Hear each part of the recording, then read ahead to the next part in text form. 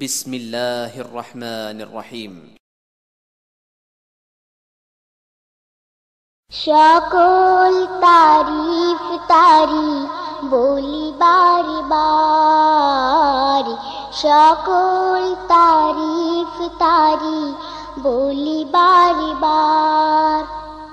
আল্লাহুম্মা আজরিনা মিনান নার, আল্লাহুম্মা আজরিনা মিনান নার। সকল তারিফ তারি বলি বারে বারে, সকল তারিফ তারি বলি বারে বার। পৃথিবীতে তার বড় কেউ নেই আর, পৃথিবীর সব কিছু কে বলি যে তার। পৃথিবীতে তার বড় কেউ নেই আর, পৃথিবীর সব কিছু কে বলি যে তার। সহায়তা চেয়ে তার পাতি দুটো হাত, তারই কাছে শুধু করি আখিপাত। সহায়তা চেয়ে তার পাতি দুটো হাত, তারই কাছে শুধু করি আখিপাত। السلام عليكم ورحمة الله وبركاته.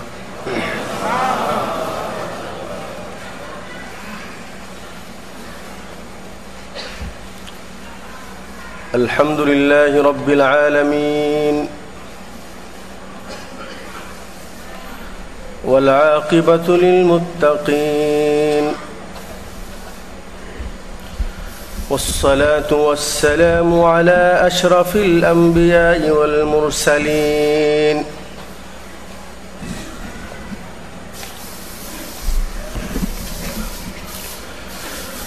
نبينا محمد وعلى آله وأصحابه أجمعين. أما بعد، أعوذ بالله من الشيطان الرجيم. بسم الله الرحمن الرحيم. قل إن كنتم تحبون الله فاتبعوني يحببكم الله ويغفر لكم ذنوبكم والله غفور رحيم. وقال تعالى في موضع آخر: فليحذر الذين يخالفون عن أمره أن تصيبهم فتنة أو يصيبهم عذاب أليم. وقال تعالى في موضع آخر: فلا وربك لا يؤمنون حتى يحكموك فيما شجر بينهم ثم لا يجدوا في أنفسهم حرجا مما قضيت ويسلموا تسليما. عن أبي هريرة رضي الله تعالى عنه قال: قال رسول الله صلى الله عليه وسلم: كل أمتي يدخلون الجنة إلا من أبى. قيل: ومن يأبى يا رسول الله؟ قال: من أطاعني دخل الجنة ومن عصاني فقد أبى. رواه البخاري. عن عائشة رضي الله تعالى عنها قالت: قال رسول الله صلى الله عليه وسلم: মান আহদাথা ফি আমরিনা হাযা মা লাইসা মিনহু ফাহুয়া রাদ্দুন ওয়া ফি রিওয়ায়াতিন মান আমিলা আমালান লাইসা আলাইহি আমরুনা ফাহুয়া রাদ্দুন। আল জুবাইল ইসলামিক সেন্টার কর্তৃক আয়োজিত আজকের এই বিশাল মহতি জলসার সম্মানিত সভাপতি, পরিচালক, উপস্থিত উলামায়ে কেরাম, আমার সামনে বাংলা ভাষী প্রবাসী দ্বীনি মুসলিম ভাইয়েরা,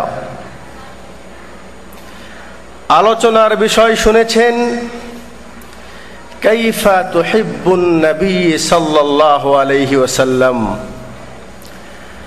আপনি কিভাবে নবী মুহাম্মদুর রাসূলুল্লাহ সাল্লাল্লাহু আলাইহি সাল্লামকে ভালোবাসবেন। বিষয়টা হয়তোবা আপনাদের কাছে আশ্চর্যের কারণও হতে পারে যে কাইফা তুহিব্বুন নবী, নবীকে কিভাবে ভালোবাসবো, কেমন একটি বিষয়।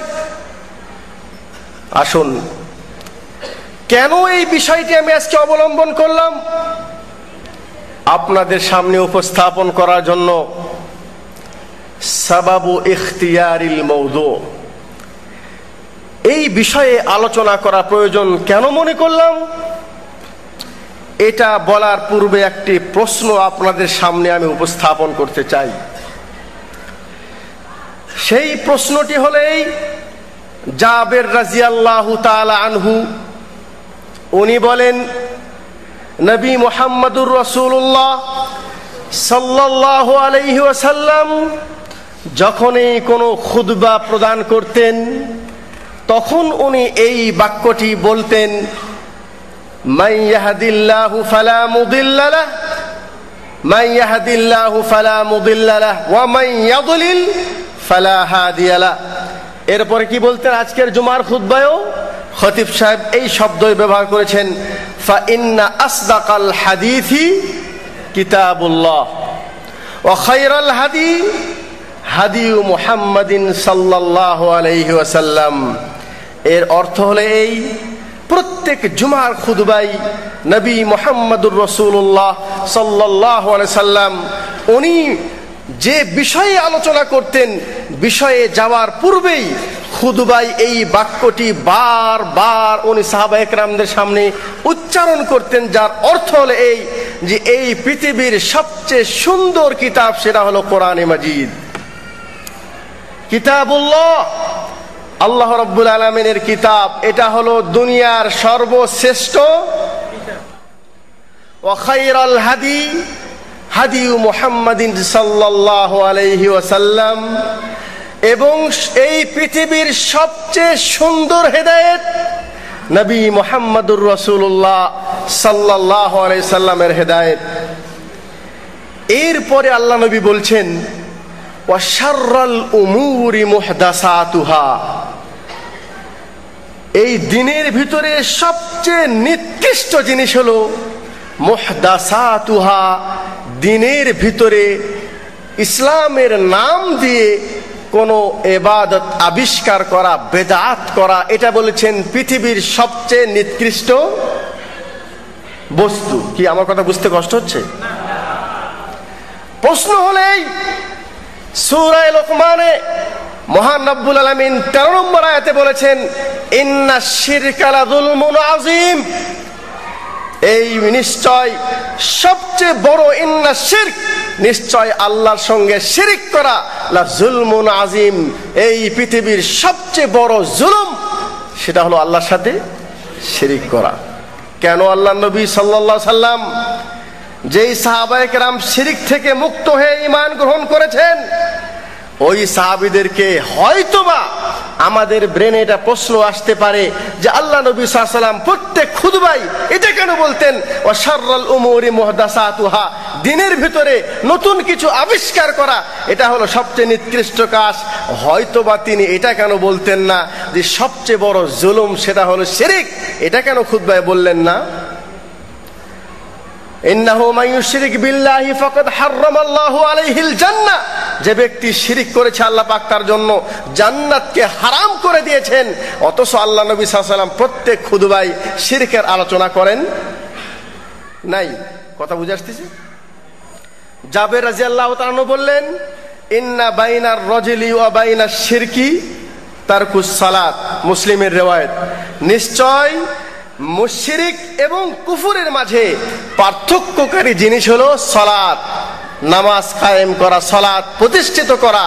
আল্লাহ নবী সাল্লাল্লাহু আলাইহি ওয়াসাল্লাম প্রশ্ন হলো এই যে প্রত্যেক খুতবায় হয়তো উনি খুতবা শুরু করার পূর্বে নামাজের তাকিদ দিতেন, কিন্তু এটা কেন দিলেন না? আল্লাহ নবী সাল্লাল্লাহু আলাইহি ওয়াসাল্লাম বলেছেন, আয-যানি ইন্নাজ-যানি লা ইয়াজনি আয-যানি হিনা ইয়াজনি ওয়া হুয়া মুমিন। কোন মুসলমান যখন জিনা করে, মুমিন যখন জিনা করে, বুখারী মুসলিমের হাদিস, লা ইয়াজনি আয-যানি হিনা ইয়াজনি ওয়া হুয়া মুমিন। মুমিন যখন জিনা করে সে মুমিন থাকে না। লা ইয়াশরাবুল খামর হিনা ইয়াশরাবু ওয়া হুয়া মুমিন। যে ব্যক্তি মদ পান করে, মদ পান করা অবস্থায় ওই ব্যক্তি মুমিন থাকে না। যে ব্যক্তি চুরি করে, চুরি করা অবস্থায় ওই ব্যক্তি মুমিন থাকে না। যেই প্রশ্নটি আপনাদের সামনে আমি উপস্থাপন করতে চাই সেটা হলেই শিরক সবচেয়ে বড় জুলুম। সালাত তরক করা কুফরি। জিনা করলে, মদ পান করলে, চুরি করলে তার সাথে ঈমান থাকে না। এত বড় বড় গুরুত্বপূর্ণ বিষয় আল্লাহ নবী সাল্লাল্লাহু আলাইহি সাল্লাম প্রত্যেক খুতবায় আলোচনা না নিয়ে এসে উনি এটা কেন বললেন, শাররাল উমুরি মুহদাসাতুহা, যে এই দুনিয়ার ভিতরে সবচেয়ে নিকৃষ্ট কাজ হলো মুহদাসাতুহা, দিনের ভিতরে নতুন কিছু আবিষ্কার করা। প্রশ্নটা বুঝে আসছে? প্রশ্ন বুঝে আসছে? এর উত্তরটা হলো এই, এর উত্তরটা হলো এই, যেই উত্তরের কারণেই আপনাদের সামনে আজকের এই আলোচনার বিষয়টা নির্ধারণ করেছি। সেটা হলো এই, দাখালাল মুসলিম শাইতান ফি সুফুফিল মুসলিমিন বিলিবাসি হুব্বিন নবী সাল্লাল্লাহু আলাইহি সাল্লাম মা দাখালা ফি গায়রিহি। শয়তান মুসলমানদের কাতারের ভিতরে নবী সাল্লাল্লাহু আলাইহি সাল্লামের মহব্বতের দোহাই দিয়ে যত বেশি মুসলমানকে ক্ষতি করেছে, এত বেশি ক্ষতি শয়তান অন্য কোন মাধ্যমে করতে পারে নাই। উত্তর মনে হয় বুঝে আসে না আপনাদের?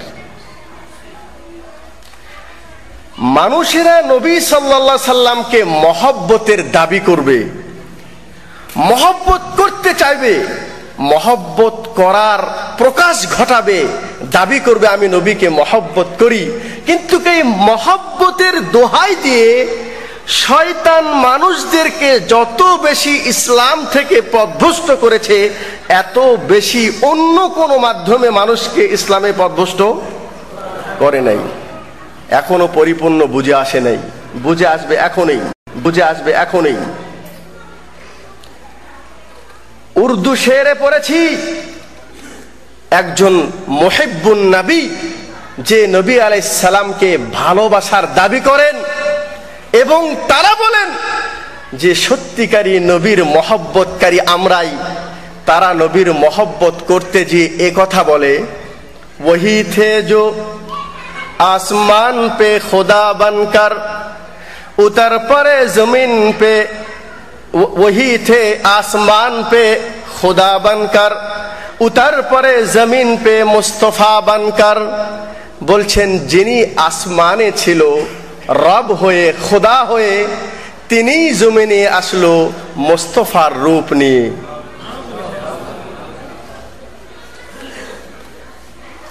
যারা মহব্বতের দোহাই দিয়ে যেই সমস্ত নামাজীদেরকে, মুসলমানদেরকে শয়তান পথভ্রষ্ট করেছে, তাদের সংখ্যা কম নয়। আমাদের ভারত উপমহাদেশের শতকরা 95 জন মানুষ, 90% মানুষ, আপনারাও দেশে এ কথা মুখে বলে আসছেন কি, লাউলা খালাকতুকা মা খালাকতুল আফলাক, তুমি না এলে দুনিয়ায় না হয়ে ফেরেশতা খোদার। তারপরে তার মানে কি মুখস্থ আছে আপনাদের? ঠিক আছে, তাহলে এটা যে পড়ছেন এটার অর্থ জানেন? লাউলা খালাকতুকা মা খালাকতুল আফলাক। যেই নবীকে মহব্বতের দাবি যারা করেছে এবং তারা মনে করে তারাই সত্যিকারী নবীর উম্মত, তারা বলে যে নবীকে এত বেশি ভালোবেসেছি আমরা, তারা মুখ থেকে বলে যে নবীকে যদি আল্লাহ সৃষ্টি না করত পৃথিবী কিছু সৃষ্টি করত না।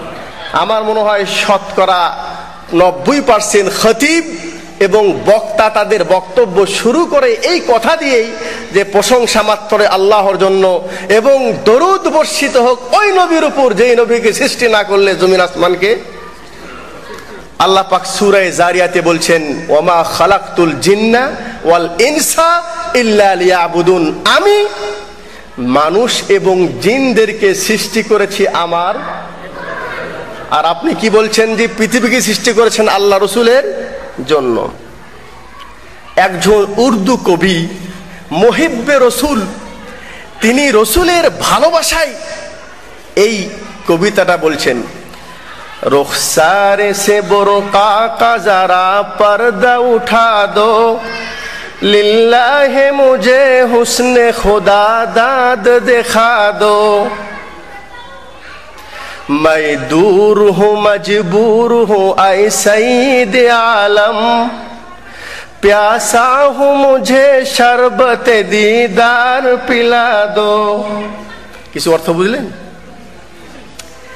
এই মুহিব্বে রসুল ইনি বলছেন, মাই দূর হু মজবুর, রুখসারে সে বুরকা কা যারা পর্দা উঠা দো, লিল্লাহে মুঝে হুসনে খুদা দাঁত দেখা দো। বলছেন আল্লাহর ওয়াস্তে হে নবী, আপনার এই চেহারা মোবারক থেকে আপনি কাপড়টাকে হাটিয়ে নেন। আমি বাংলাদেশ থেকে বলছি, ভারত থেকে বলছি, পাকিস্তান থেকে বলছি, আমাদের এই 1000 কিলোমিটারের দূরত্বর যে এই মাটিটা আছে, এই নবী তুমি এই মাটিটাকে সরে নিয়ে তোমার এই হুসনে মুবারক চেহারাটা আমাকে একটু দেখিয়ে দাও না। তারপরে বলছেন মাই দূর হু মজবুর হু আই সঈদ আলম, বলছেন আমি অনেক দূরে আছি হে পৃথিবীর সর্দার, আমি আপনার কাছ থেকে অনেক দূরে আছি, তবে আপনি কি করেন? প্যাসা হু মুঝে শরবত দিদার পিলা দো, বলছেন আপনি আমাকে, আমি পিপাসিত, আপনার দিদার দেখার পিপাসিত, হে রসুল আপনি আপনার সাক্ষাৎটা আমাকে করিয়ে দেন। কেন সুবহানাল্লাহ পড়তেছেন না? নাউজুবিল্লাহ। এটা হলো বাংলাদেশের অভ্যাস, যে গজল শুনলেন এটাই আপনারা চান যে ওয়াজ করে তো সুর নেই, তাহলে ওয়াজ শুনে লাভ কি, ভালো লাগে না তো, তাই না? কিন্তু এই সুরের ভিতরে যা আপনাকে কোথায় বিষ ঢুকে দেওয়া হয়েছে আপনি সেই বিষের খবর রাখেন না, আপনি নাউজুবিল্লাহর জায়গায় কিন্তু সুবহানাল্লাহ পড়ে বসে থাকেন।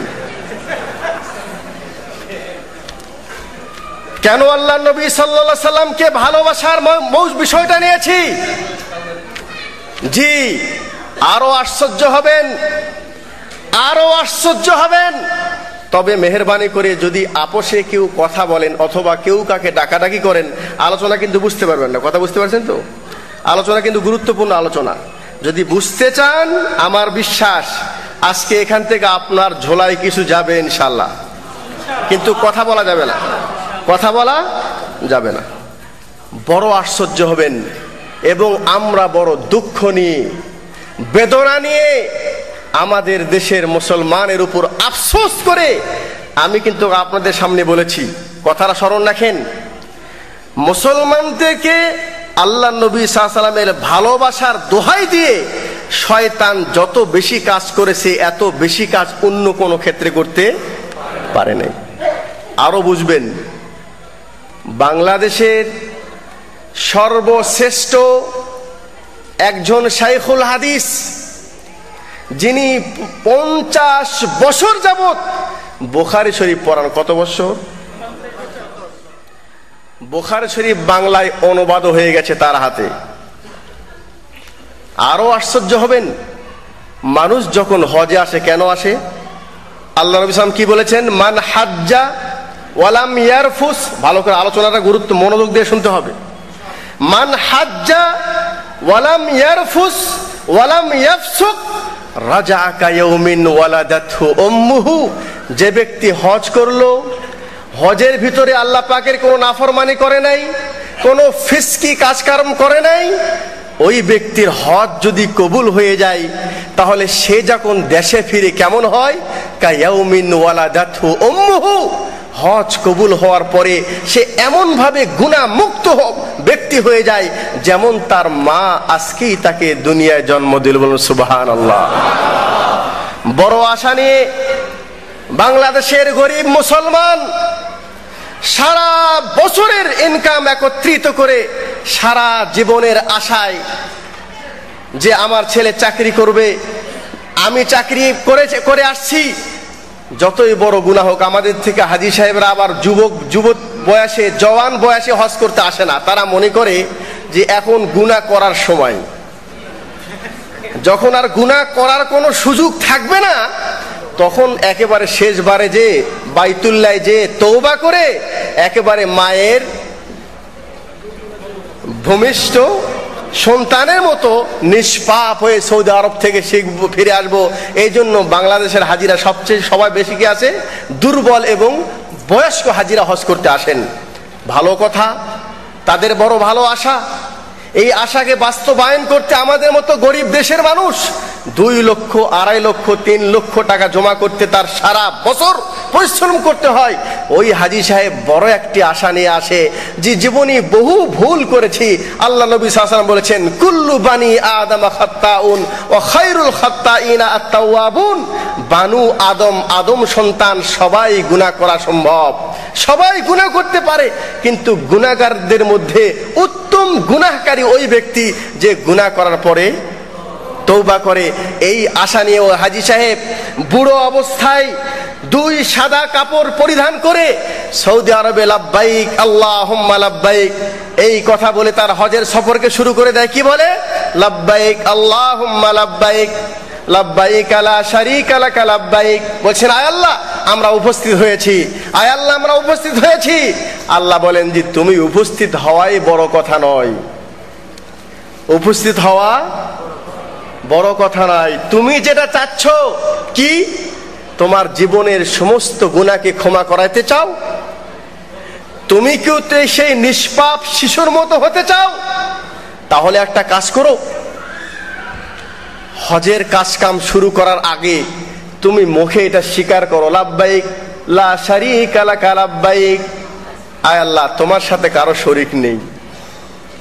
এটা তুমি মুখে আগে স্বীকৃতি দাও। তুমি জীবনে বহু শিরকি কথা বলেছো, শিরকি কাজ করেছো, আজকে মুখে তুমি স্বীকৃতি দাও, লা শারীকা লাকা, আয় আল্লাহ তোমার সাথে শরীক নেই। মনে করেছেন যদি আমার পীর সাহেবকে আমি টাকা না দিতাম, অমুক মাজারে যা মান্নত না করতাম, তাহলে আমি ভিসা পাতাম না। আল্লাহ বলছেন তুমি এটা বলো, ইন্নাল হামদা ওয়ান নি'মাতা লাকা ওয়াল মুলক, নিশ্চয় সমস্ত হামদ ছাড়া এবং এই পৃথিবীর সমস্ত রাজত্ব এটা কার হাতে? আল্লাহ, লাকা তোমার সাথে, লা শারীকা লাক তোমার সাথে কারো শরীক নেই। আচ্ছা, আমার আলোচনা বুঝে আসতেছে?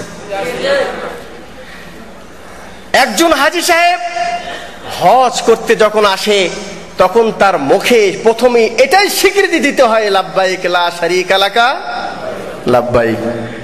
আবার কথাটা স্মরণ করিলেন, শয়তান যত বেশি মানুষকে রসুলের মহাব্বতে ধোঁকা দিয়েছে এত বেশি অন্য কোন মাধ্যমে দেয় নাই।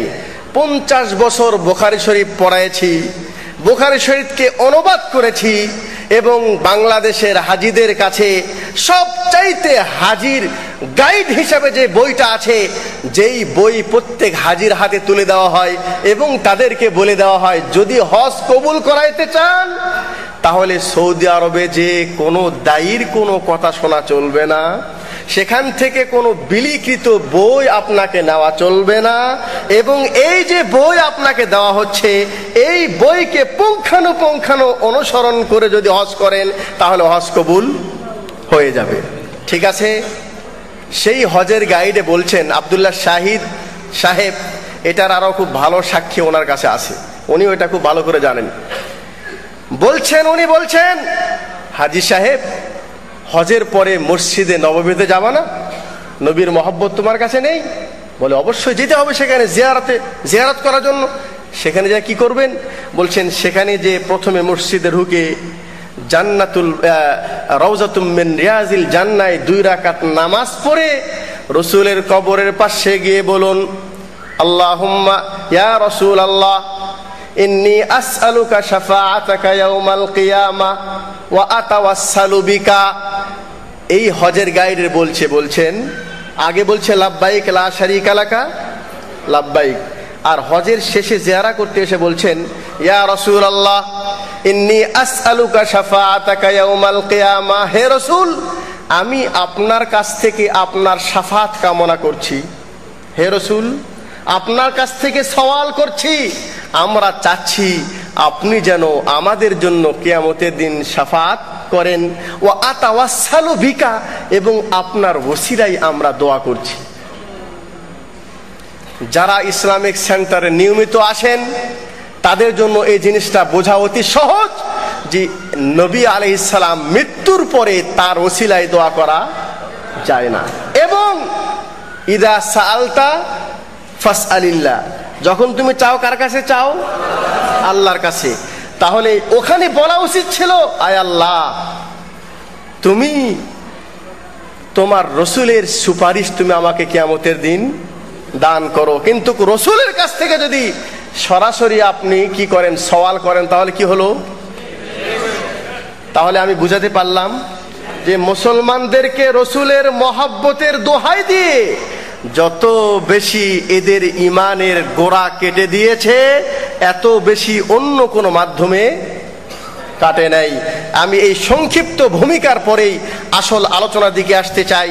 হে মুসলিম ভাইয়েরা আমার, নবী মুহাম্মদুর রাসূলুল্লাহ সাল্লাল্লাহু আলাইহি সাল্লাম বলেছেন, নবী করিম সাল্লাল্লাহু আলাইহি সাল্লাম বলেন, লা ইউমিনু আহাদুকুম হাত্তা আকুনা আহাব্বা ইলাইহি মিন ওয়ালিদিহি ওয়া ওয়ালাদিহি ওয়ান নাসি আজমাইন।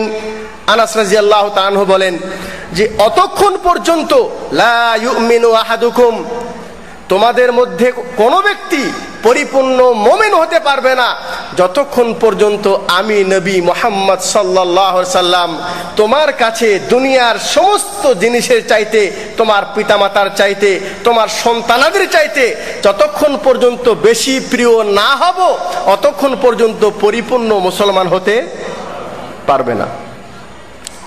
বুখারী মুসলিমের হাদিস, সূরা তাওবা 24 নম্বর আয়াত।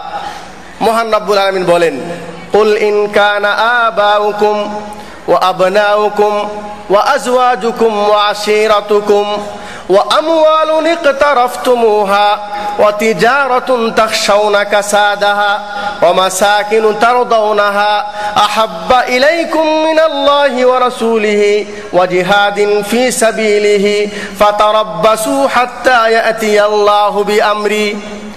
সূরা তাওবা 24 নম্বর আয়াত। মহান রব্বুল আলামিন বলেন, কুল ইন কানা আবাউকুম ওয়া আবনাউকুম ওয়া আজওয়াজুকুম ওয়া আশীরাতুকুম ওয়া আমওয়ালুন ইকতারাফতুমুহা ওয়া তিজারাতুন তাখশাউনা কাসাদাহা ওয়া মাসাকিনু তারদাউনাহা আহাব্বা ইলাইকুম মিনাল্লাহি ওয়া রাসূলিহি ওয়া জিহাদিন ফি সাবিলিহি ফাতারাব্বাসু হাত্তা ইয়াতিয়াল্লাহু বিআমরি। কুল, হে নবী আপনি বলে দেন, ইন কানা আবাউকুম, যদি হয়ে যায় তোমাদের পিতামাতা। কুল ইন কানা আবাউকুম, যদি হয়ে যায় তোমাদের পিতামাতা, ওয়া আবনাউকুম, এবং তোমাদের সন্তানাদি, ওয়া আজওয়াজুকুম, এবং তোমাদের পরিবারবর্গ স্ত্রীগণ, ওয়া আশীরাতুকুম, এবং তোমাদের বংশধর, ওয়া আমওয়ালুন ইকতারাফতুমুহা, এবং ওই সমস্ত মাল যে মালটি তুমি কামাই করো, ওয়া তিজারাতুন তাখশাউনা কাসাদাহা, এবং ওই ব্যবসা যেই ব্যবসায় ঘাটা হওয়ার, লোকসান হওয়ার তুমি ভয় করো।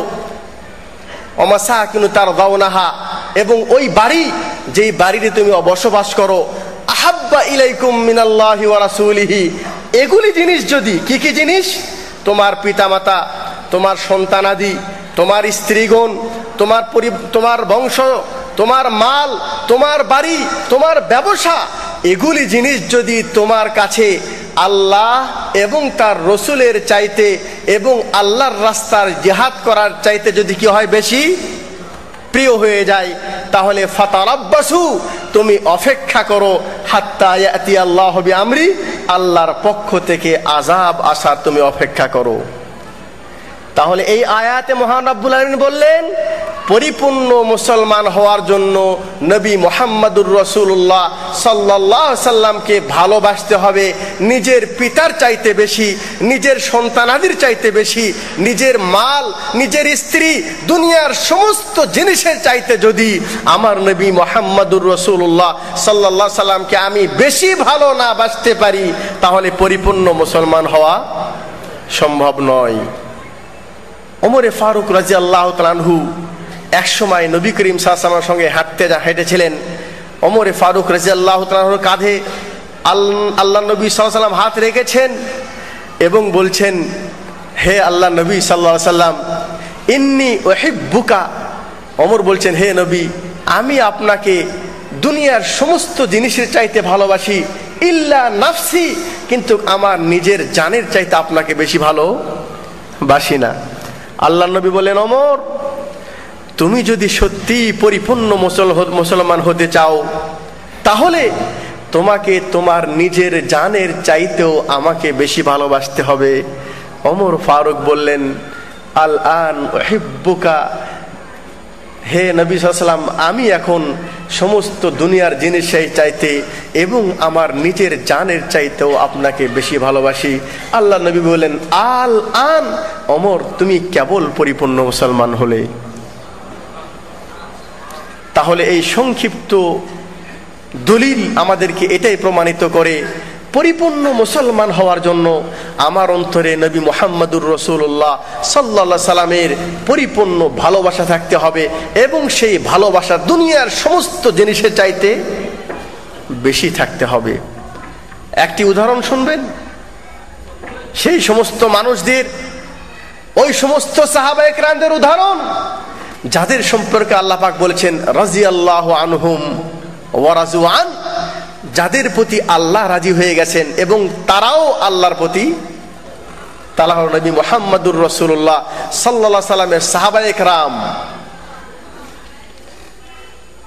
হযরতে সাদ বিন আবি ওয়াক্কাস রাদিয়াল্লাহু তাআলা তিনি বলেন যে ইমরাতুম মিন বানি দিনার, উহুদের মাঠে যখন ৭০ জন মুসলমানদেরকে শহীদ করে দেওয়া হলো, আল্লাহ নবী সাল্লাল্লাহু আলাইহি সাল্লামকেও জখমি করে দেওয়া হলো, তখন কিছু মুনাফিক এটা ছড়িয়ে দিল যে মুহাম্মদ কুতিল, মুহাম্মদকে হত্যা করে দেওয়া হয়েছে। তখন বানি দিনারের একটি মহিলা যখন জিহাদের পরে, জিহাদ করে যখন মুসলমান মদিনার দিকে ফিরে আসছেন, তখন সেই বানি দিনারের সেই মহিলাটি রাস্তায় দাঁড়িয়ে মুজাহিদিনদেরকে জিজ্ঞাসা করেছেন, মা ফাআলা রাসূলুল্লাহ, হে রাসূল সাহাবায়ে কেরামের সাহাবাগণ, আমি তোমাদেরকে জিজ্ঞাসা করছি, বলো মা ফাআলা রাসূলুল্লাহ, রাসূলের অবস্থা কি? আমি তো শুনেছি উনি হত্যা করে দেওয়া হয়েছে, ওনার অবস্থাটাকে আমাকে বলো।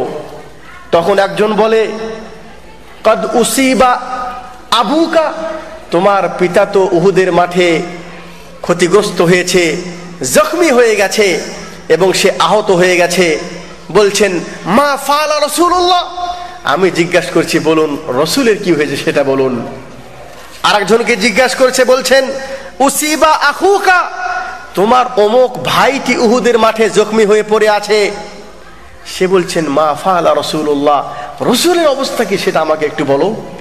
তৃতীয় জনকে জিজ্ঞাসা করেছে, বলছেন কদ উসিবা জাওজুকা, তোমার স্বামী উহুদের মাঠে জখমি অবস্থায় পড়ে আছে।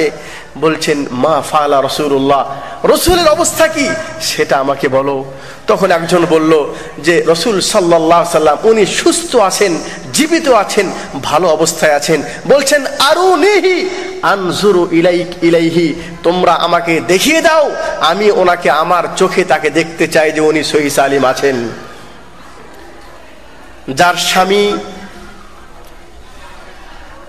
উহুদের মাঠে স্বামী হারা, পিতা হারা, ভাই হারা একজন মহিলা, তার অন্তরে স্বামীর বেদনা, ভাইয়ের ব্যথা, পিতার ব্যথা, সব কিছু ব্যথা বুকে নিয়ে রাসূল সাল্লাল্লাহু আলাইহি ওয়াসাল্লামকে যখন সচক্ষে দেখলেন, তখন সে কথা বললেন, ইয়া রাসূলুল্লাহ কুল্লু মুসিবাতিন বাদাকা জুলুলুন, হে রসুল, আমি যখন আপনাকে এই সুস্থ এবং সফল অবস্থায় যখন আপনাকে দেখলাম, তখন আমার অন্তরে যে ভাইয়ের ব্যথা, পিতার ব্যথা, স্বামীর ব্যথা, কুল্লু মুসিবাতিন বাদাকা জুলুলুন, আপনাকে ভালো অবস্থায় দেখে আমার সবগুলি ব্যথা হালকা হয়ে গেছে। সুবহানাল্লাহ।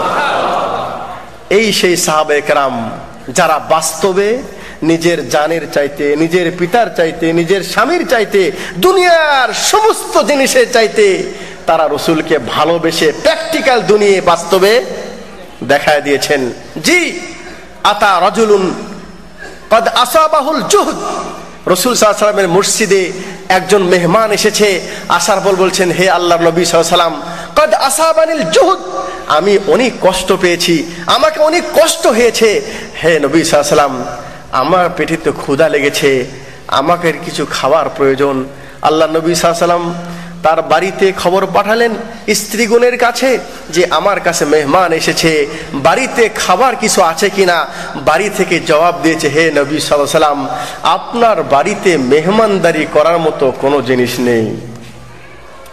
এটা কোন বাড়ি থেকে উত্তর আসছে একটু চিন্তা করছেন? এটা কার বাড়ি থেকে উত্তর আসছে? এটা হলো সেই নবীর বাড়ি, যেই বাড়ি সম্পর্কে আয়েশা রাদিয়াল্লাহু তাআলা আনহা বলেন যে একদিন যদি খানা রান্না হয়, দ্বিতীয় দিন আর খাওয়া রান্নার কিছুই আমার বাড়ি থাকে না। এটা হলো ওই ব্যক্তি, আল্লাহু আকবার, এই পৃথিবীর সর্বশ্রেষ্ঠ ব্যক্তি।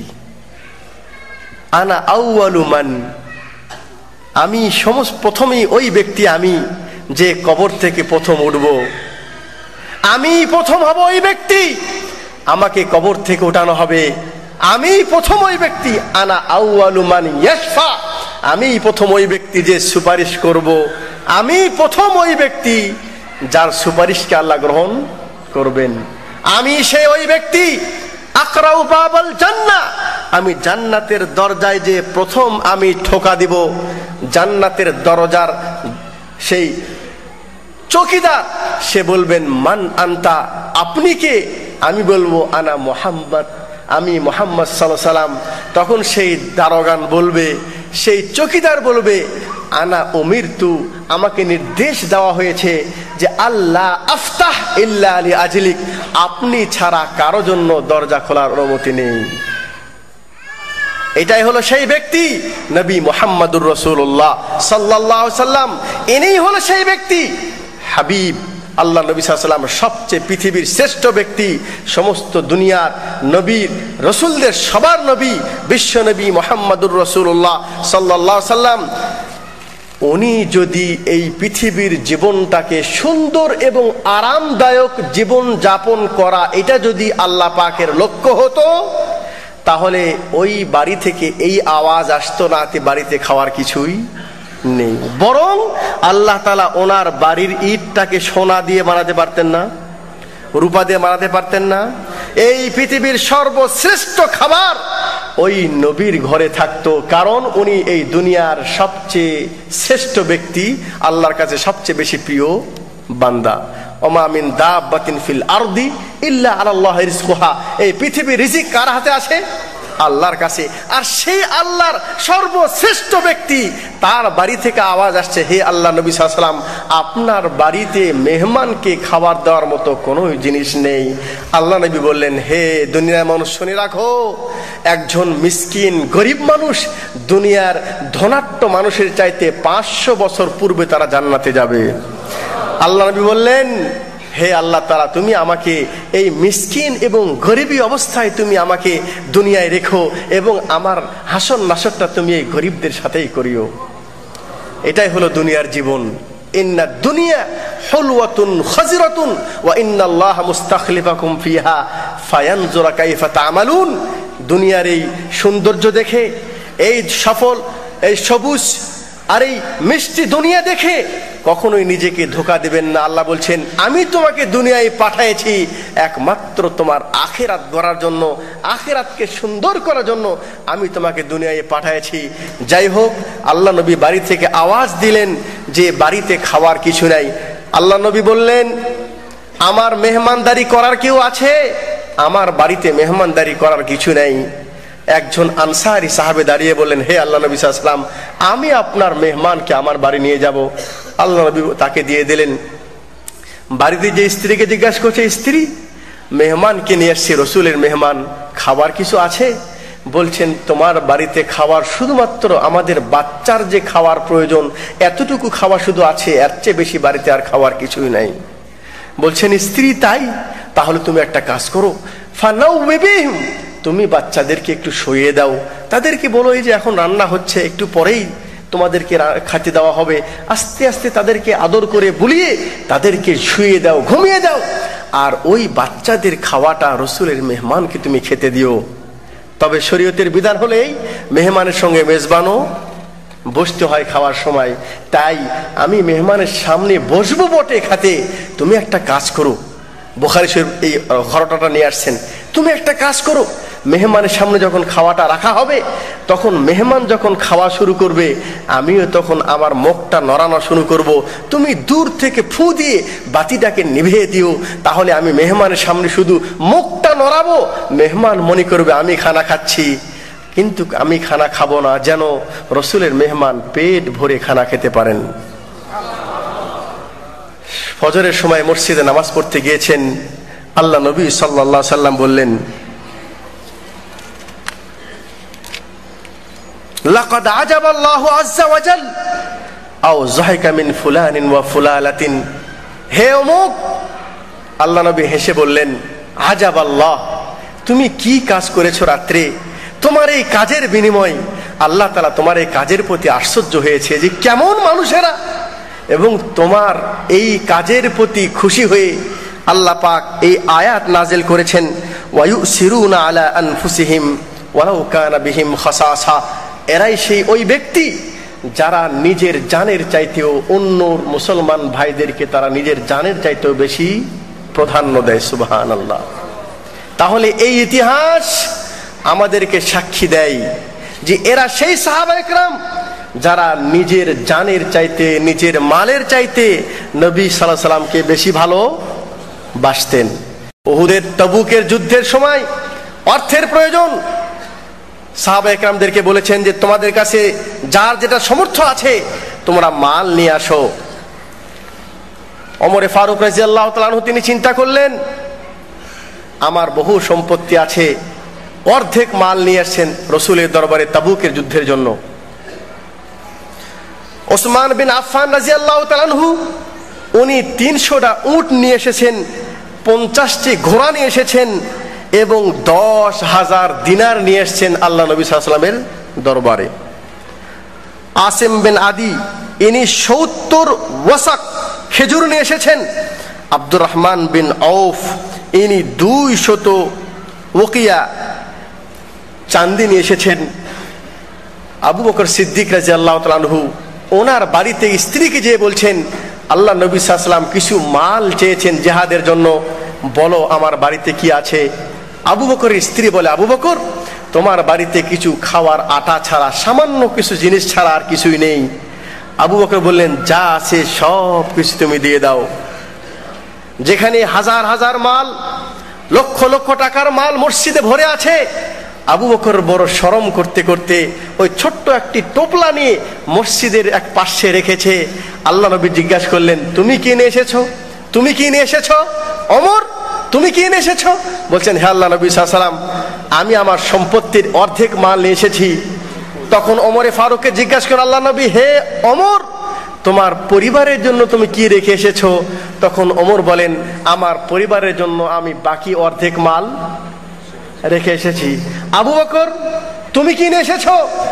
আবু বকর বলেন, হে আল্লাহ নবী সাল্লাল্লাহু আলাইহি ওয়াসাল্লাম, আপনার দরবারে আমার বাড়িতে যতটুকু মাল ছিল আমি সবগুলি মাল নিয়ে আপনার দরবারে হাজির হয়েছি।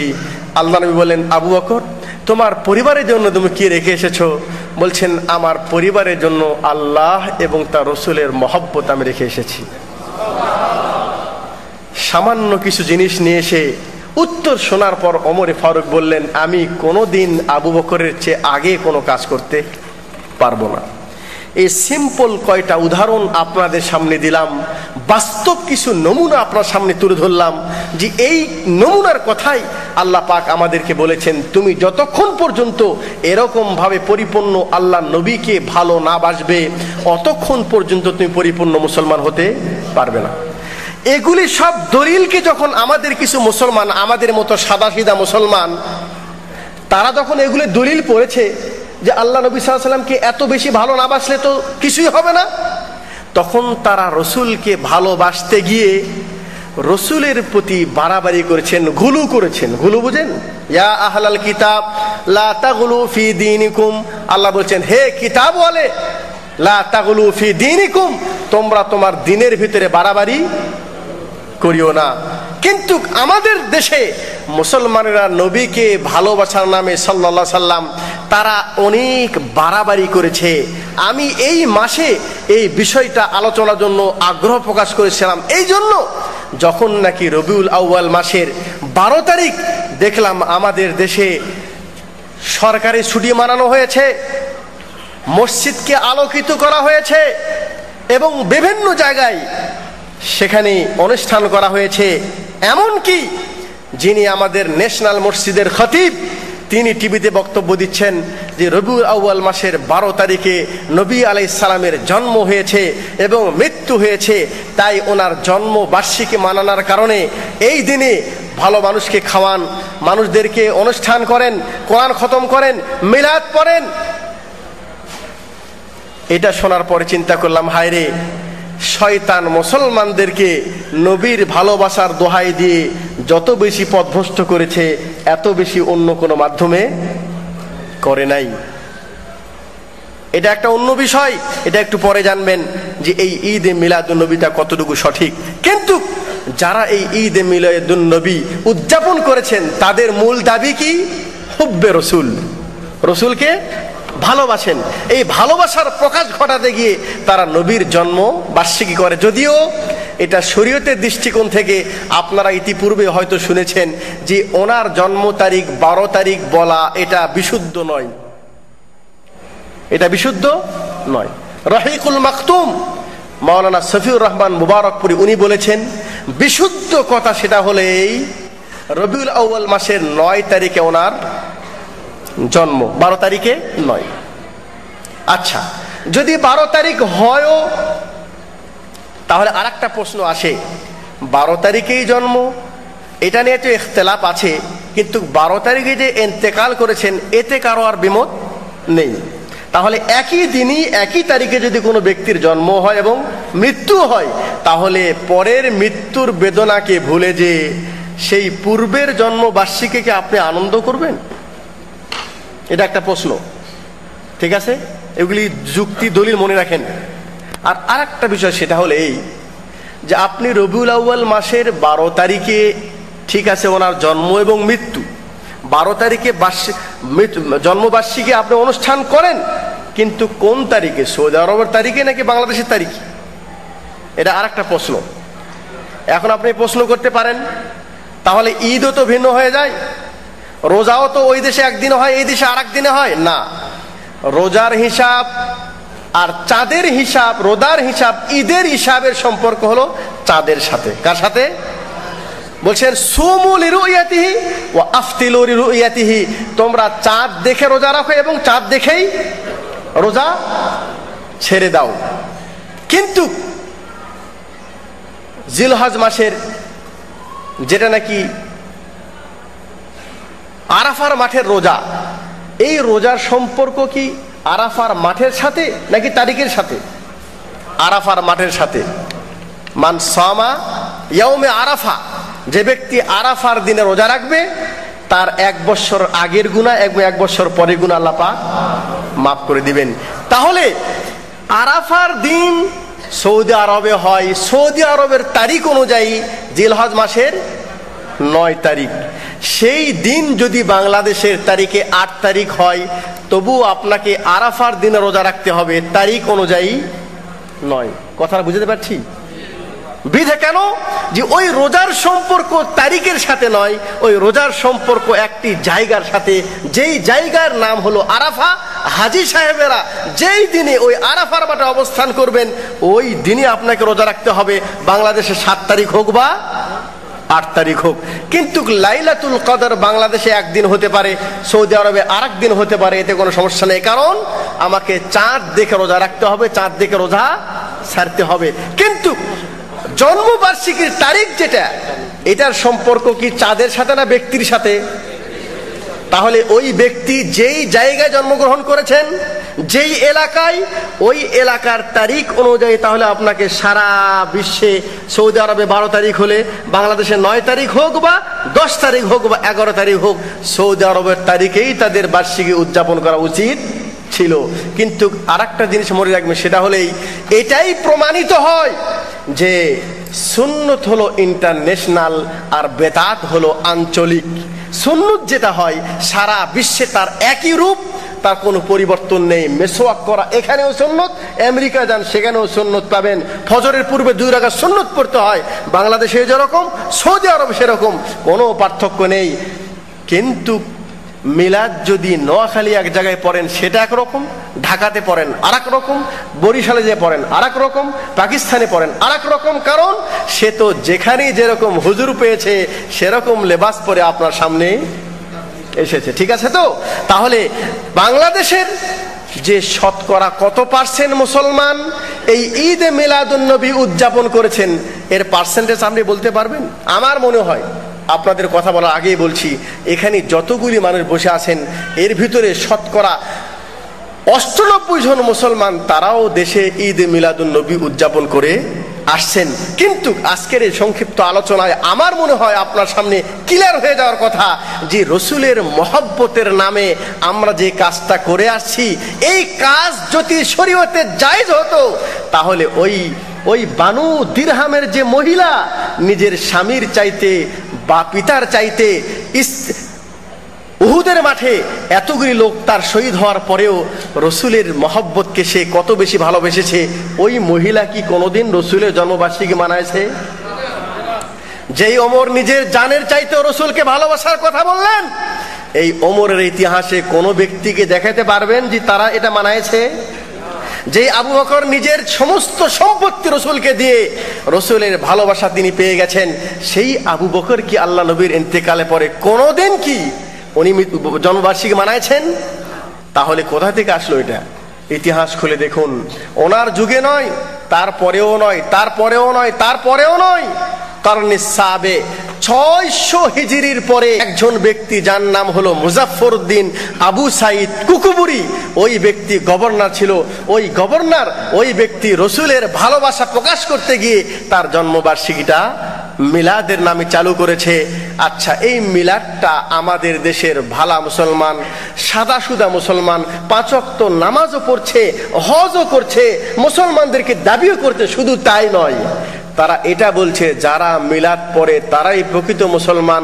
আর যদি মিলাদের বিরুদ্ধে বলে ও তুমি সৌদি আরব থেকে ওয়াহাবি হয়ে আসছো, তাহলে আপনাকে বুঝতে হবে কাইফা তুহিব্বুন নবী সাল্লাল্লাহু আলাইহি ওয়াসাল্লাম।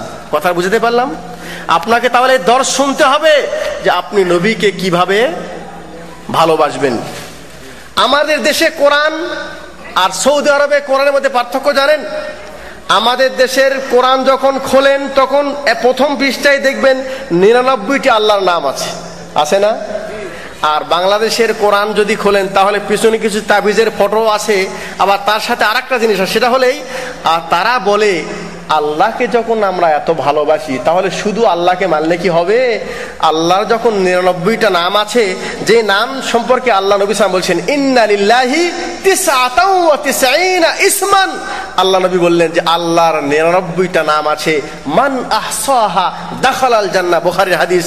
যে ব্যক্তি এই 99টি নাম মুখস্থ করবে ওই ব্যক্তি জান্নাতে প্রবেশ করবে। তারা বলল শুধু আল্লাহর নাম দিলেই কি রসুলের ভালোবাসা পাওয়া যায়? তাহলে কি করতে হবে? 99টি নাম আবার রসুলের আরেকটা বানায়া কোরআনের মধ্যে ছাপায়া দিয়েছে। কথা বুঝাতে পারলাম?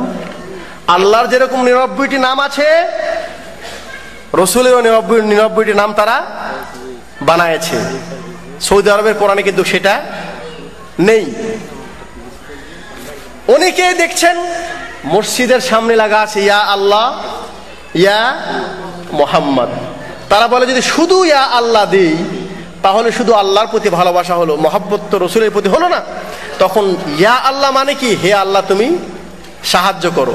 আর ইয়া মোহাম্মদ মানে এটা গাড়িতে লেখা নাই, বাড়িতে লেখা নাই, মসজিদে লেখা নাই। কারা লিখেছে? মুসলমান না? মুসলমানেরা। আচ্ছা, আল্লাহ নবী সাল্লাল্লাহু আলাইহি ওয়াসাল্লামের নাম শুনলেই কিছু লোক কি করে দেয়? চুমে দেয়, চুমে দিয়ে আবার চোখে মোছে। তারা এটা কেন করে? তারা বলে তুমি যদি নবীকে ভালোবাসো তাহলে তোমাকে এটা করতে হবে, নবীর ভালোবাসার এটা একটা প্রকাশ।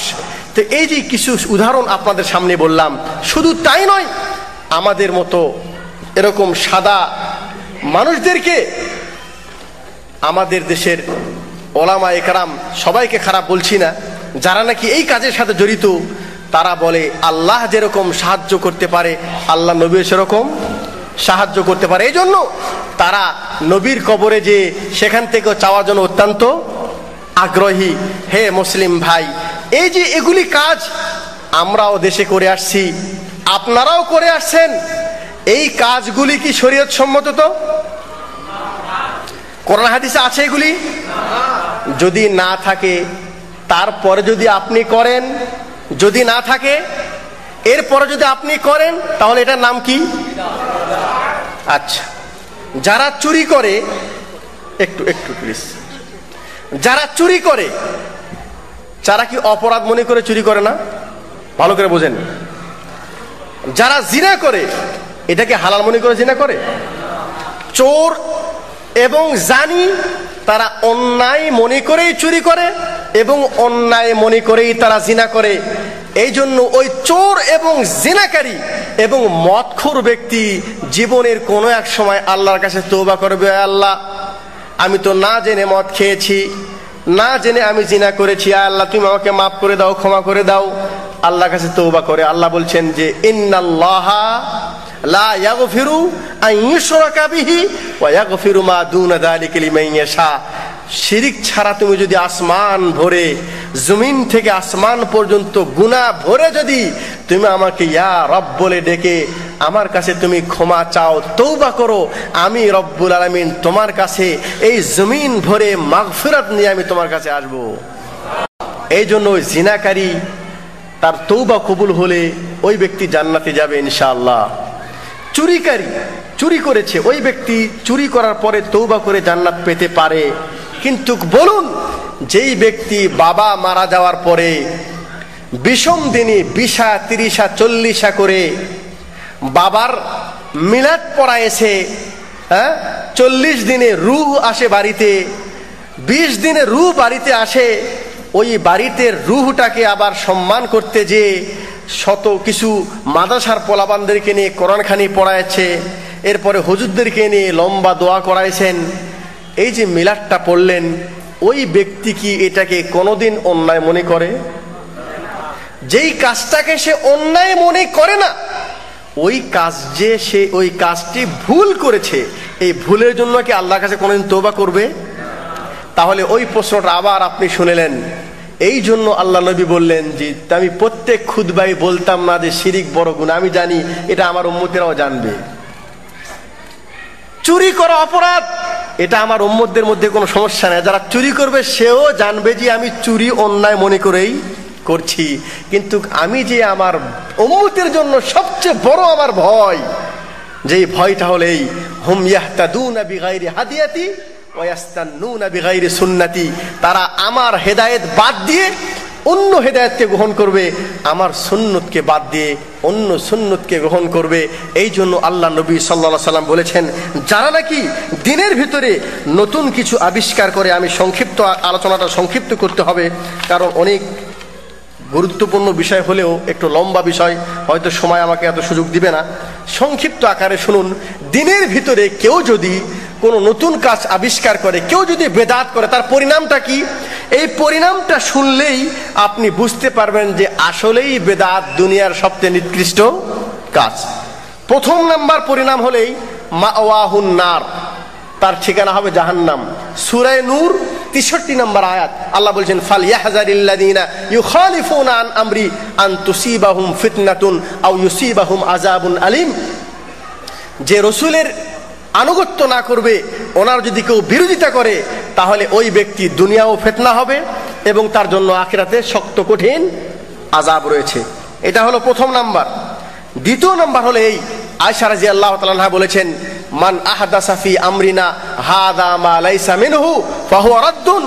যে ব্যক্তি আমার দিনের ভিতরে কোনো নতুন কিছু আবিষ্কার করবে, ওই জিনিসটা আল্লাহর কাছে প্রত্যাখ্যাত, আল্লাহ পাক সেটাকে কবুল করবে না। এটা দ্বিতীয় নম্বর ফলাফল। কেউ যদি বেদাত করে, তাহলে ওই ব্যক্তির আমল আল্লাহ পাক কবুল আর করবেন না। এই ভয়ে কথাটা অনেকেই হয়তো মনে করবেন যে সমালোচনা করছে কিনা, না, এটা জানার জন্য আপনাদেরকে বলছি। আমাদের দেশের অধিকাংশ ওলামায়ে কেরাম তারা মনে করে চশমা পরাও বেদাত, মাইক ব্যবহার করাও বেদাত, ঘড়ি পরাও বেদাত। বেদাতের সংজ্ঞা না জানার কারণে এমনকি যেখানে সারা বিশ্ব থেকে আগত লক্ষ লক্ষ মুসলমান টঙ্গী ইজতেমায় যে যখন নামাজ আদায় করে, তখন তারাও এই বেদাতের ব্যাখ্যায় মনে করে যে মাইক দিয়ে নামাজ পড়া বেদাত, বিধায় সেখানে নামাজ রত অবস্থায় মাইক ব্যবহার করা হয় না। এটা কি আমি বানায় কথা বললাম? আমি 2 বার গিয়েছি সেখানে, এবং আপনারা টিভিতেও দেখবেন যে মোকাব্বির রাখা হয় বিভিন্ন জায়গায়, সেই মোকাব্বিরেরা আওয়াজ দেয়, কিন্তু কোনো কোনো সময় ওই আওয়াজটা গরমিল হয়ে যায়, কোথাও রুকু সিজদার একসাথে মিল থাকে না। কিন্তু তারা মাইক ব্যবহার করে না, এই জন্য তারা মনে করে রাসূলের যুগে মাইক ছিল না, বিধায়ী উনি মাইক ছাড়া নামাজ পড়াইছেন, আমরা কিভাবে মাইক ছাড়া নামাজ পড়াই। এই জন্য আপনি যদি কালকে যা বলেন যে মিলাদ পড়া বেদাত, বলে তুমি চশমা পরেছো, এটা কি রাসূলের যুগে ছিল? তুমি যে চশমা পরেছো রাসূলের যুগে ছিল? তার চশমা পরা বেদাত, তোমার রুমাল পরা বেদাত, তোমার কাপড় পরা বেদাত। বলছেন তাহলে কি? বলছেন বেদাত 2 প্রকার, বেদাতুন হাসানা ও বেদাতুন সাইয়্যা। বলছেন কিছু ভালো বেদাত আর কিছু খারাপ বেদাত। ভালো বলতে কোনটা?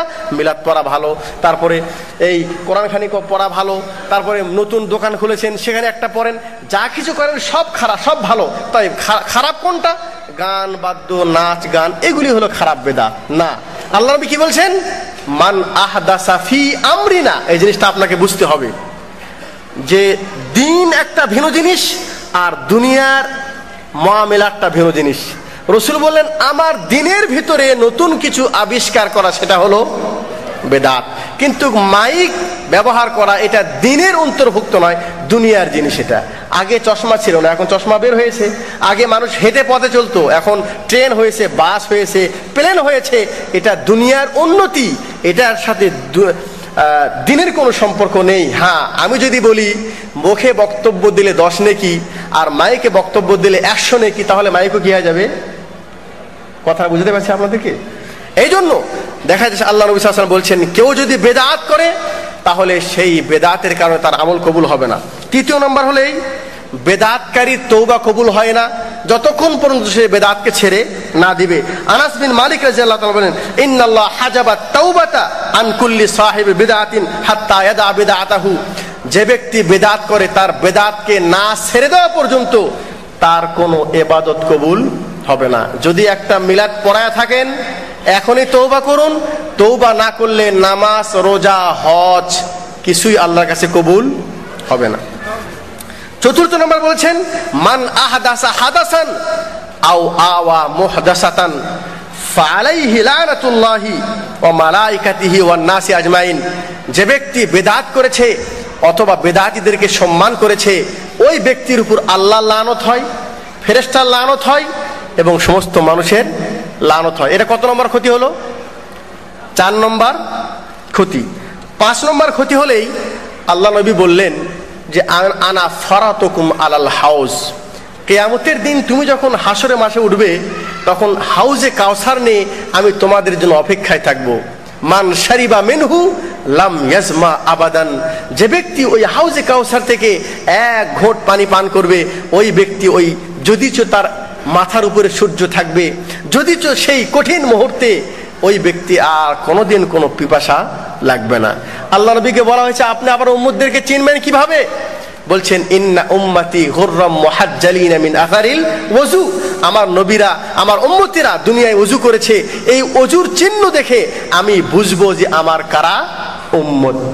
এখন বহু উম্মতি বাকি আছে, ওযুর চিহ্ন দেখে মনে হচ্ছে আর আমার উম্মত, হঠাৎ করে তার সামনে পার্টিশন দেওয়া হবে, বাধা সৃষ্টি করে দেওয়া হবে। আল্লাহ নবী জিজ্ঞাসা করবেন যে আমার উম্মতি এখনো বহু বাকি আছে, ওযুর চিহ্ন দেখে আমি বুঝতে পারছি, তো আমাকে কেন এই বাধা প্রদান করা হলো, বাধা কেন দেওয়া হলো পানি পান করাতে?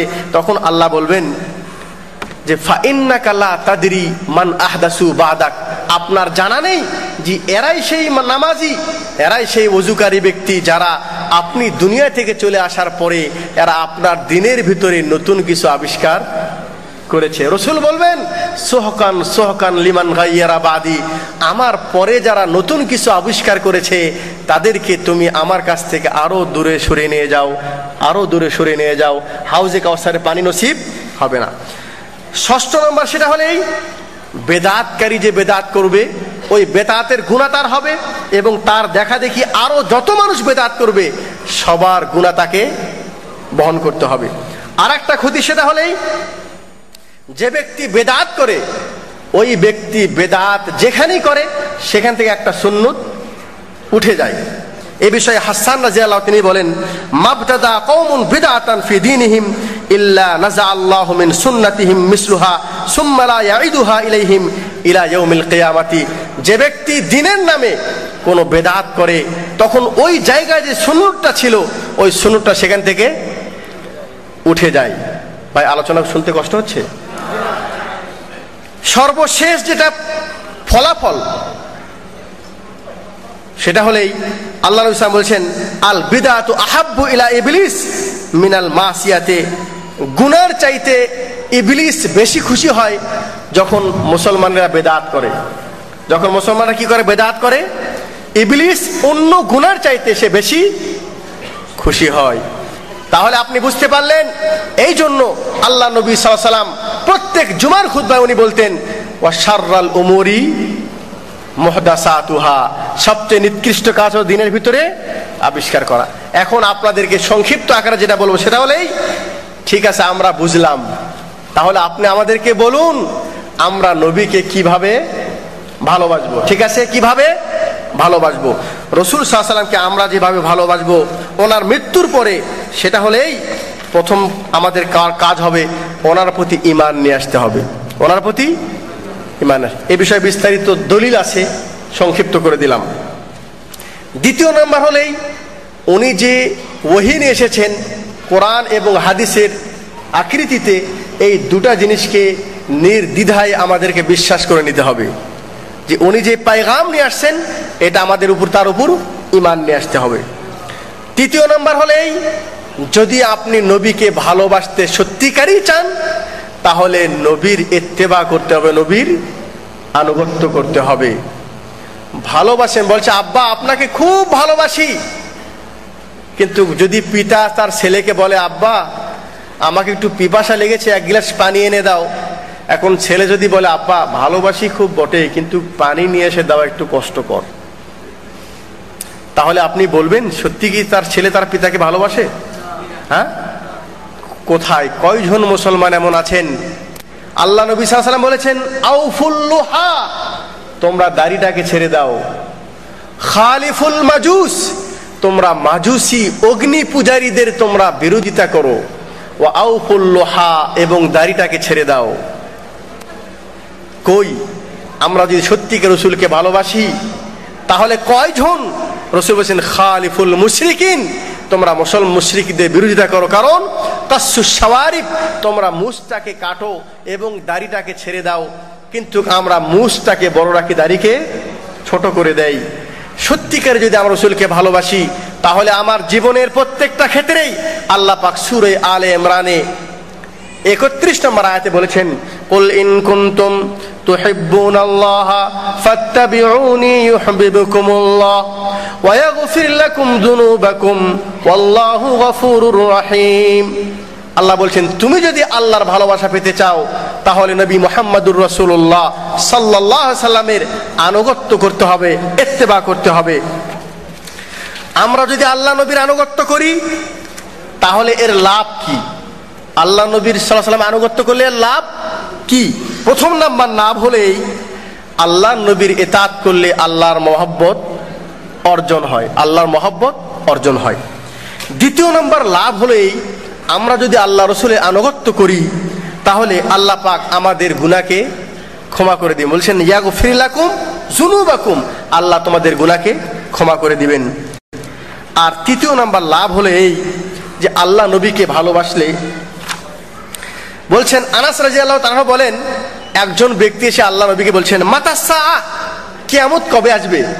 তখন আল্লাহ নবী বলেন, ওয়াইলাক ওয়ামা আ'দাত্তা লাহা, কি হয়েছে তোমার? তুমি কিয়ামত কবে আসবে জিজ্ঞাসা করছো, তুমি তার প্রস্তুতি কি গ্রহণ করেছো? তখন সে বলছে, মা আ'দাত্তু লাহা ইল্লা আন্নী উহিব্বুল্লাহ ওয়া রাসূলা, আমি তো কোনো প্রস্তুতি গ্রহণ করতে পারি নাই, তবে এতটুকু আমি আল্লাহ এবং তার রাসূলকে ভালোবাসি। আল্লাহ নবী বললেন যে আল মারউ মা মান আহাব্বা, কিয়ামতের দিন যেই ব্যক্তি যাকে ভালোবেসেছে সেই ব্যক্তি তার সাথে তার হাসর নাসর হবে। সুবহানাল্লাহ। তাহলে আমি যদি রাসূলকে ভালোবাসি, আল্লাহর ভালোবাসা বুঝি পেতে চাই, তাহলে আমার এই ভালোবাসার লাভ হলেই আমার হাসর নাসর হবে আল্লাহর সাথে, আল্লাহ রাসূলের সাথে। কেউ যদি আল্লাহ রাসূলের ইতাআত করে তাহলে সরাসরি সেটা আল্লাহর ইতাআত করা হয়ে যায়। মাইয়ুতে রাসূলা ফাকাদ আতা আল্লাহ, যে ব্যক্তি রাসূলের ইতাআত করলো সে যেন আল্লাহরই ইতাআত করলো।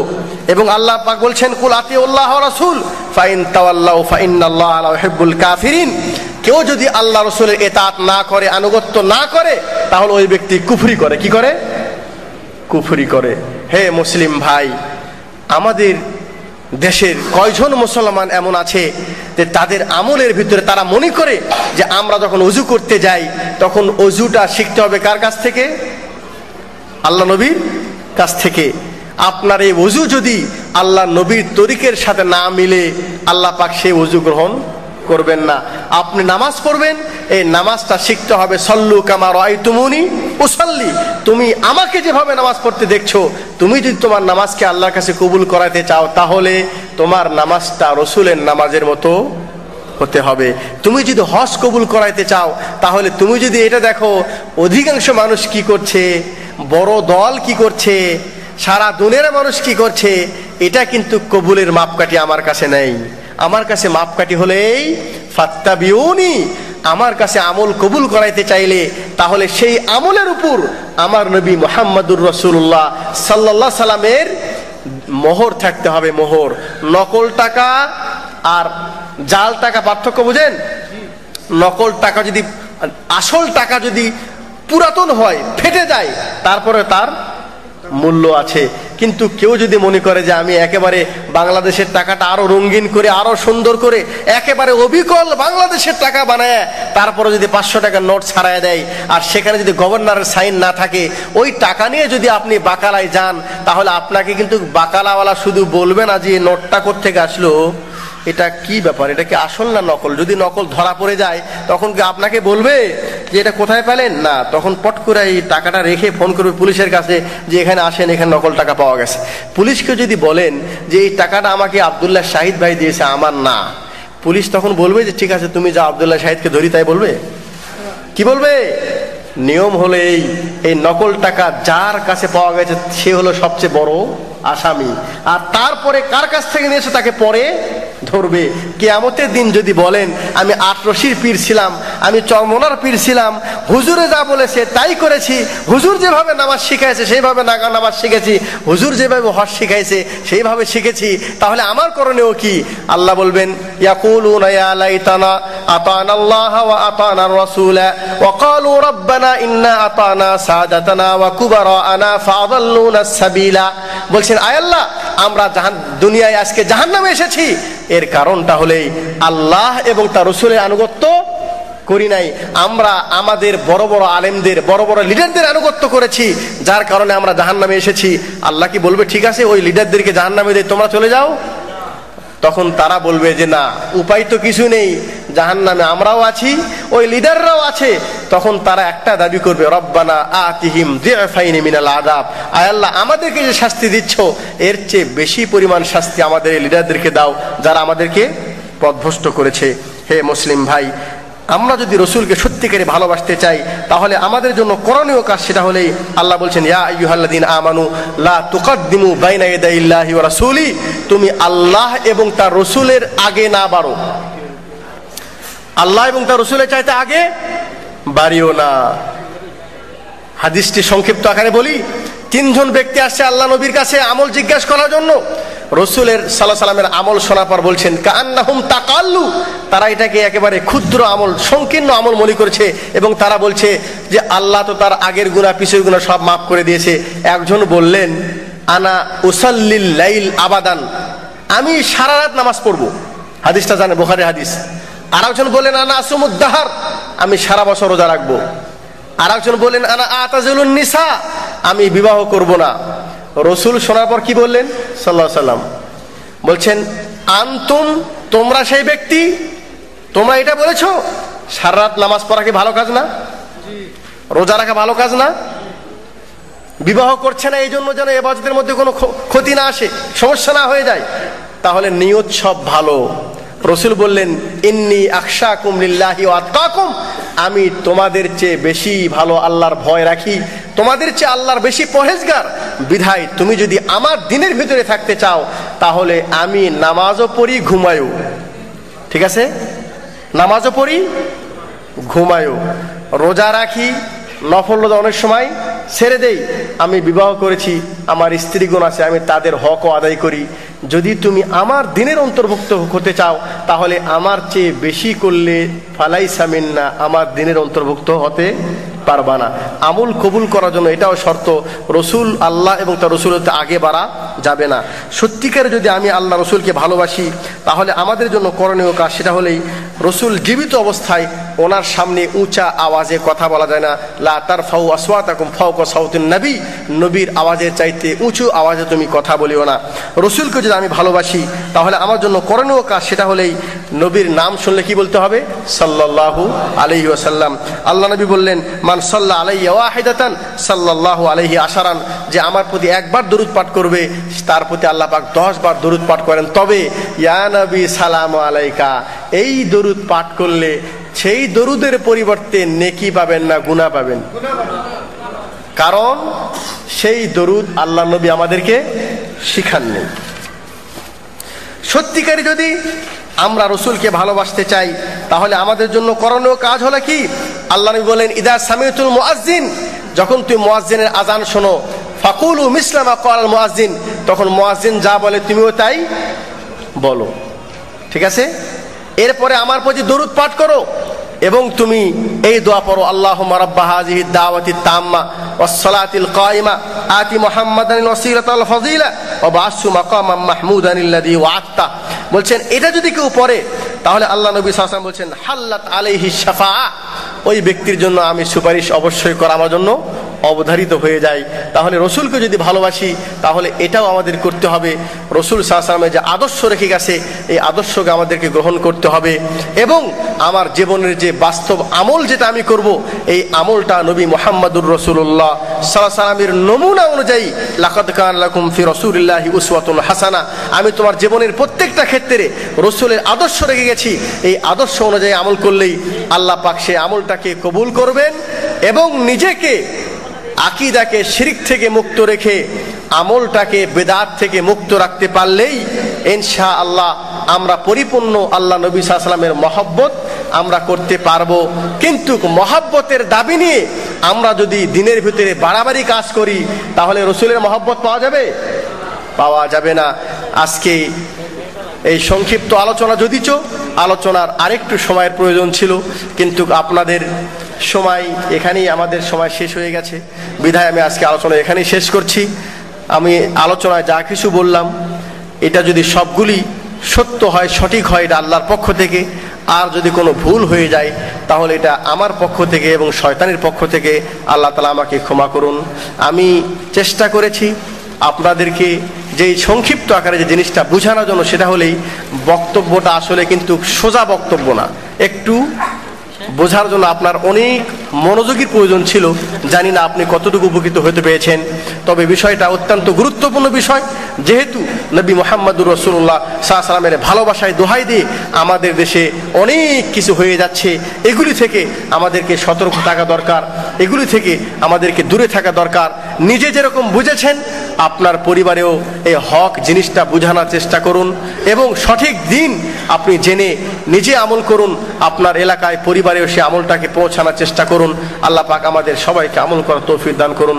আকুলু কওলি হাদা ওয়া আস্তাগফিরুল্লাহ লি ওয়া লাকুম ওয়া লিসাইরিল মুসলিমিনা মিন কুল্লি যামবিন ফাস্তাগফিরুহু ইন্নাহু হুয়াল গফুরুর রহিম।